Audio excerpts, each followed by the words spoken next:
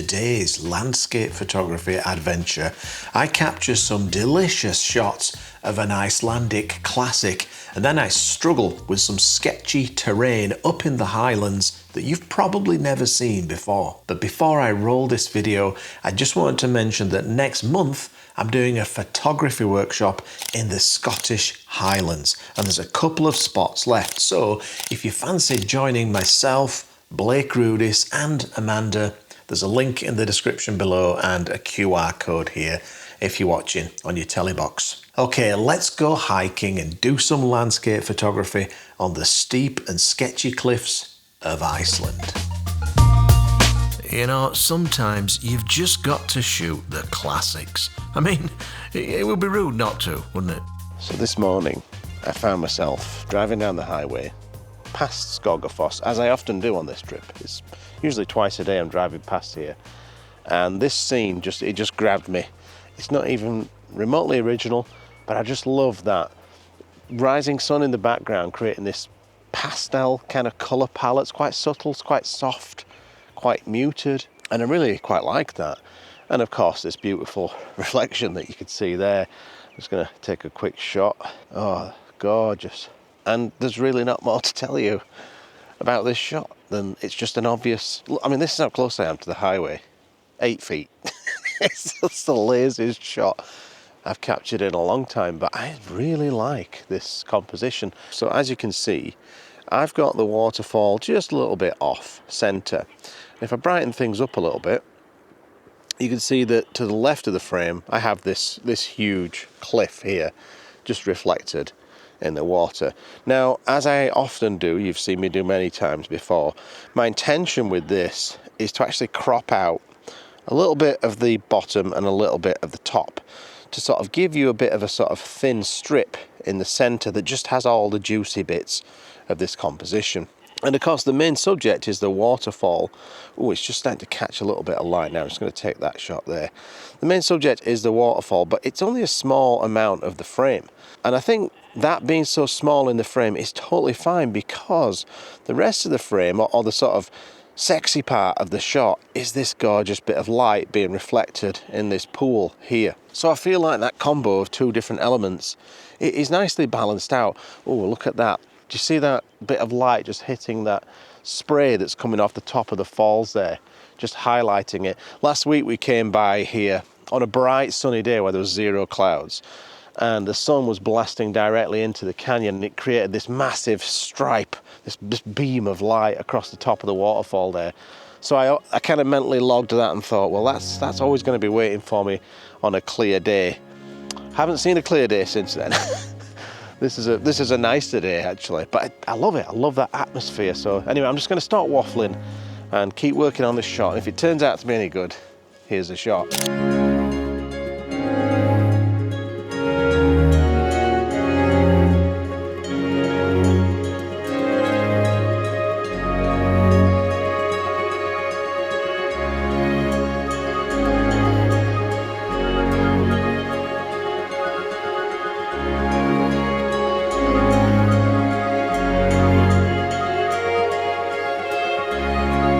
So that's what the 55mm prime can do.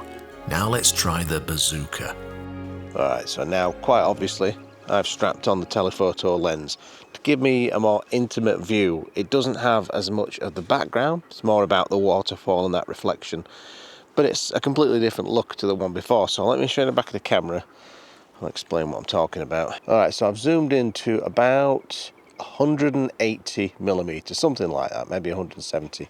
And what I love is that big plume of spray that just constantly rises up from the waterfall. And then the second thing I love is the reflection there. But I've still framed it up so that I've got a little bit of this cliff wall in the frame as well, because I just like that added element.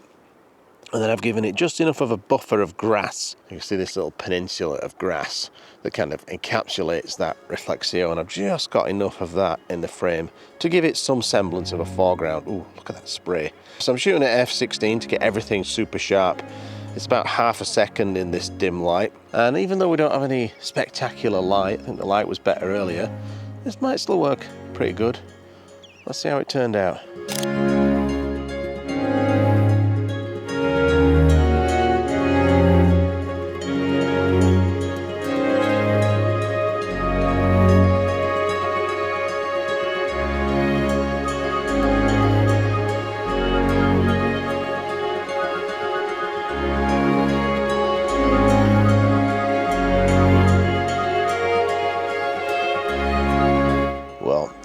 forecasted. The rain has arrived.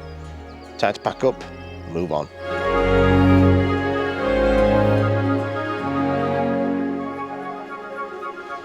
So this morning we've driven into an area called Þakgil, which, judging from what I've seen already, might quickly become my favourite spot in Iceland.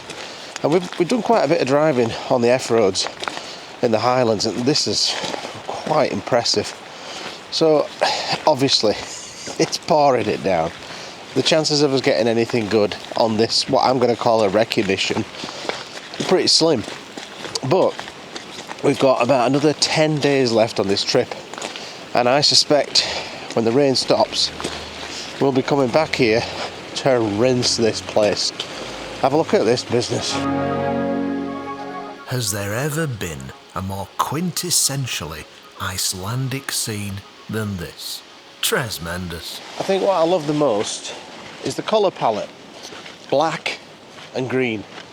Beautiful, rich, vibrant summer green against all of this black sand, basically volcanic debris, I would guess. And in addition to that, I kind of like the grey that you're seeing right now in the sky. Now I can already see there's a spot here where you see that very classic picture of a little waterfall underneath this massive basalt column that's super spiky, and you can see it up here. There's the spike, and this is the creek here. Not sure if I'll try and attempt to get a shot at that today because of this, and I wouldn't mind a little bit of something in the sky. You know, I do like the greyness of the sky, but just zero texture. It's just a grey out. What do you think, love? It's beautiful. Yeah? Yeah. So you'd be up for spending 4 or 5 nights in a tent out here? No. No? I'd be up for a walk in the area during the day. 4 or 5 nights in a tent it is. You go ahead. I'll see you in 5 nights. All right. Now you might think I'm crazy, but I didn't even get my camera out.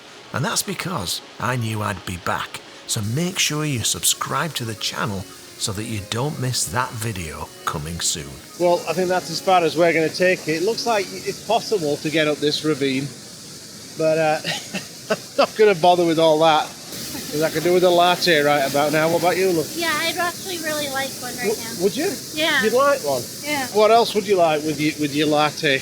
I was thinking more like fruit. Yeah, fruit. We'll have a coffee and fruit. Yeah. That's what normal people do, isn't it? Well, it turned into a coffee and a cheesecake. Outrageous. But I went for a much healthier apple fritter, as well as a spinach and feta pastry washed down with a flat white. That's healthy, isn't it? But we needed something a bit more substantial for the afternoon shoot. So we're back at the B&B, just killing a bit of time in between shoots. And one of the things that we've learned about Iceland, but we knew anyway before we came here, and you probably know, is that it's very, very expensive. The other day I gashed my big toe. It was quite an unpleasant cut. So I wanted to get some kind of like polysporin antiseptic cream to put on there. And I bought this. It's just a little squirty tube. $50. Another thing that's outrageously expensive is food. So we've had to sort of reacquaint ourselves with our teenage years and eat microwave meals, which I haven't had in, I'm thinking 25 years. So I'll show you a little selection. Let's show them what we got, love. I can't wait for mine. What you having? I'm having butter chicken. Oh, that looks pretty good. Yeah, I like that. And you're gonna have whatever that's called. Satay chicken with rice. Because the first few days we were making sandwiches, right? But they turned out to be even more expensive than these. So that butter chicken was about $14, wasn't it? Yes. But if you were to go into a restaurant, you're looking at about $40 for a meal. And then about $20 for a beer. So we don't drink anymore. So that's kind of good, actually. Well, I'll put it on the old microwave. I'm making mine first. All right. Oh, 8 minutes. Ooh, that's going to be charred. And then the other thing that's also a deal, I mean, everything's a relative term here in Iceland, is, you know, your pot noodles and your pot pastas, that type of thing. Mac and cheese. They're still about $7. I enjoyed that pizza. Oh, we did have a really good pizza, but I mean, that was like $35 a pizza. That was $40 a pizza, and I can't eat that every day. $40 per pizza. It was good though, I will give it Yes. that. And we've also, one thing that you know I love is coffee. But we've had to reduce our coffee intake because let's just say you stopped at a cafe and you got about 2 lattes and maybe a pastry or something. What would that come to? $50. It's, you know, get used to the small size as well. You know, you've gone to the giant, you know, Tim Hortons cups. I will never complain about Tim Hortons again. No. Yes, I will. Now, is there anything worse for your health than food that's microwaved in plastic? Delicious. I think the Trading Standards Office needs to be notified. In this picture here of the butter chicken, there is a naan bread. There is also fresh coriander, none of which appear over here. I have been missold. Delicious. Yeah? Yeah. Does it taste better than my butter chicken? No. It's actually not that bad. It's better than a $40 muffin. And I've got these $12 chapatis. I love a chapati. It's not bad. It's not good, but it's not bad. So with our bellies bursting with curry, we ventured out onto an F road just to see what we could find. That's as far as we can make that. And we were driving along this dirt road and the sky was just lighting up this mountain range beautifully. And if you can just see that waterfall up there. In fact, you spotted it, didn't you, love? Yeah, I did. Yeah, she takes credit for this. Yeah. And we didn't really think much of it as we were driving in. But then as we went further down the road and looked back, we got a much better view of this waterfall. In fact, there's one there and one there, 2 big waterfalls cascading down that mountain of black and green. And we thought, let's go and have a nosy. There might be something worth shooting up there.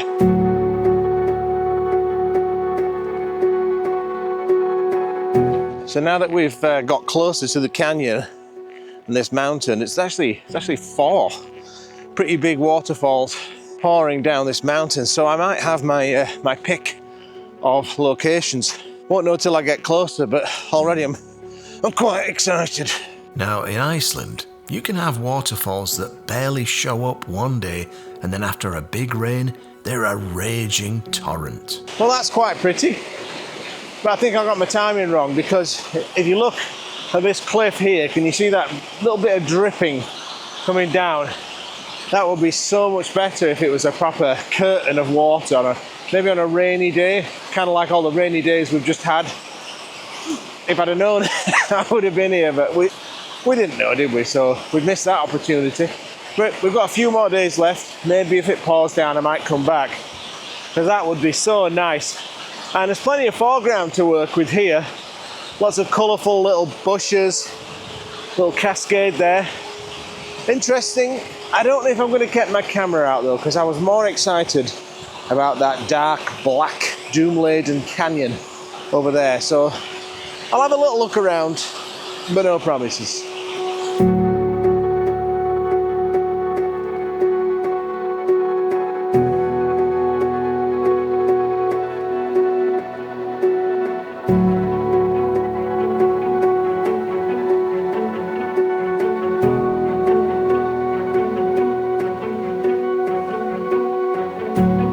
So we hiked closer to the action to see what we could find. So I'm not even sure if there is a shot in this canyon, if I could physically get into a position where I could see a waterfall or a nice slot canyon with some light going through it. It might not be possible, it might just be visible by drone, because this is on a far bigger scale than it looks like when you're flying through the air with a sky camera.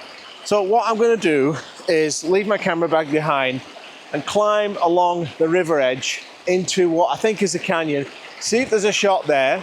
If I can't find one there, I'm going to go up this hill and try and find a high point to look down, and maybe there'll be a shot there. But there's no point dragging the camera bag all the way. And I think Amanda's sick of risking a life, so you're gonna enjoy some sunbathing? All right, I'll see you in a bit. All right, I've reached my first choke point. I can see that there's like an 8-foot wall that I'm just not gonna be able to get through without any kind of gear. So that's that idea scuppered. I guess I'll go back down the river and then up that ridge and try and attack it from above. Man, you know, if only I'd just done my research. You know what I mean? But then where's the fun in that? You know, where's the discovery in that?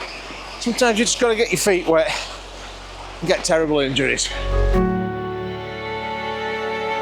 I just really wanted to get a picture close up of this waterfall, but something inside me knew it was a bad idea to try.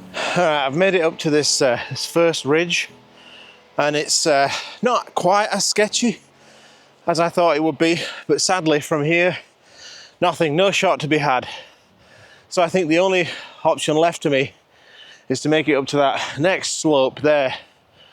But that would mean cutting across all of this scree, which is very treacherous, and you definitely lose control quite a lot, which is not too bad if you've got a long scree slope that never ends, but if it ends abruptly on a cliff, not good. So I don't know.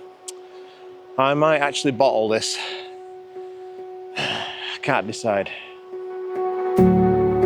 So I staggered up the scree slope with the elegance of a shit-faced Glaswegian hunting for a kebab shop at 3 a.m. All right, I decided to risk it and go to the next slope. And of course, it's a full summit, isn't it? It's another summit, then a plateau, and then another 3 more. So now I have to go along here, across there, and up and up and up. So, go on then, I'll do it. Now, I'm not overtly afraid of heights, but the price for making a mistake on this slope, it doesn't bear thinking about. All right, I've made it to another 3 full summits. That's it, I'm done. I'm not gonna continue risking my life for this. This is stupid. I'm gonna hike back down and send the drone up and see what I can shoot. And some people complain on this channel that drone photography is just not real photography. I'm not going to bother watching this video. But you got to realize I'm risking my life here to probably get a quite average shot. So I've come to my senses. I'm a 51-year-old man now. I can't be doing this stupid nonsense. I've got to get back to the missus because she'll be worried. And I can send the drone up and I'll be safe as houses. Woo. And there she was, patiently waiting for a stupid husband to come back safely with a crap shot. I bailed. It was sketcherific. I'm not a climber, just an idiot. But I think what I'll do, love, is I'll send the drone up. Would you do me the honour of filming me while I talk crap whilst flying the drone and taking drone pictures? I could do that for you. Yeah, will you do that for me? Yeah. Oh, thanks, though. But before I do that, I need a snack. What did you bring? I didn't bring anything. Oh, so I've just got to eat one of those disgusting chocolate bars I ate yesterday. I'll do without. All right, so for all those naysayers who say that drone photography is not proper photography, let's have a look at this. So I might as well talk you through the compositional process that I do when I'm doing drone photography, because it's exactly the same as stills photography. So first things first, what am I taking a picture of? Well, I want to take a picture of a waterfall in a slot canyon. So let's find that, and then I'll start to refine the composition by seeing what's around it and how we can make it more interesting. All right, so I quite like this now. So what we have is 3 cascades, same waterfall, but 3 drops. So to me, that's actually quite a nice shot. So that in itself probably would be worth taking. So let's switch into stills mode. Okay, so now I'm in stills mode. I don't see any point in having that bit of sky. So let's just angle this down. Oh, look at that, that is quite tasty. We'll have a look around, see what else there is. See if I'm missing anything super interesting. I actually really like that. That's beautiful. So I'm just gonna get the exposure close to correct. I don't want to get it to the correct exposure because I know that water's going to be blown out. So I'm just going to underexpose it a little bit. Take that shot. I'll bracket it manually. Take another one. Maybe even one more because I know that water is going to be completely blown out. There we go. That'll do.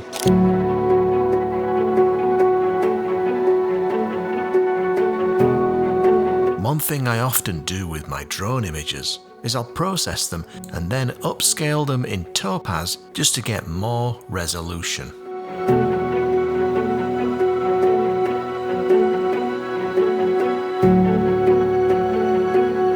So I might not have been able to get the exact shot that I wanted on foot, but at least I didn't perish horribly. Well, hopefully I got some decent shots there, and maybe you enjoyed that, and maybe you learned something. But, you know, I just have to do this for all the naysayers who say that drone photography isn't proper landscape photography.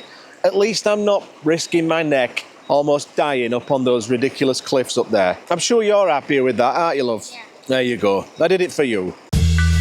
I just want to say a huge thank you to all of these Patreon supporters shown here. You really do make it possible for this channel to continue. And if you're interested in becoming a patron, I'll put a link in the description below. Thanks for watching.